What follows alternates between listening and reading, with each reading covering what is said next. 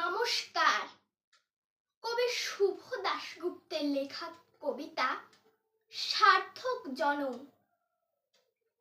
যে ছেলেটা চায়ের দোকানের এঁটো কাপ ধুচ্ছে রাস্তার ধারে, তাকে ডাকুন, তার কানে কানে বলুন, সুজলাং সুফলাং মলয়জ শীতলাং। হ্যাঁ, বেশ সুন্দর করে বলুন।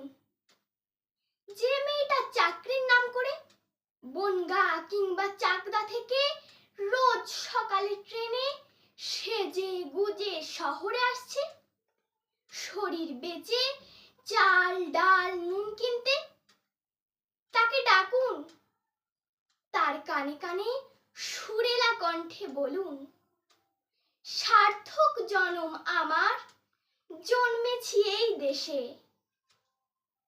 যে ছেলেটি লটারির টিকিট নিয়ে দরজায় দরজায় ঘুরছে আর বলছে, বিশ্বাস করুন আমি ভদ্রলোক, আজ 10 বছর হলো আমার কারখানা বন্ধ, লক আউট, তাকে ডাকুন, তার কানে কানে বলুন, বলো বলো বলো সবে, শত বিনা বেনু রবে, ভারত আবার জগত সভায় শ্রেষ্ঠ আসন লবে।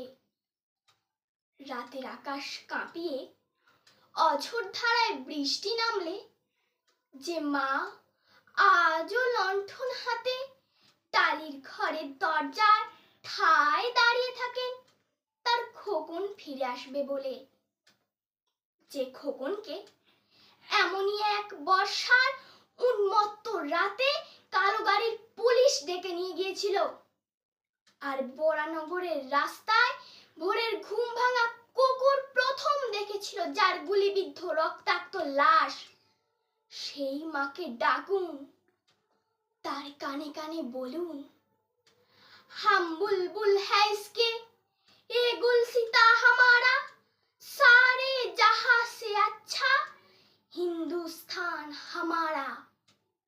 সবাইকে সব বলা শেষ হলে শুনশান শীতের রাতে 5 মাথার মোড়ে ঘোড়ায় চড়ে বসা সেই মহাবিপ্লবীর পায়ের সামনে ধীরে ধীরে এগিয়ে যান।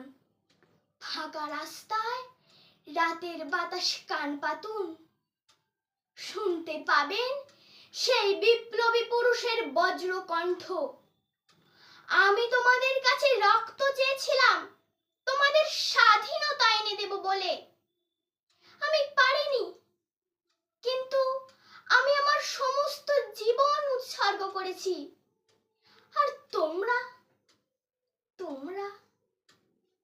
নমস্কার।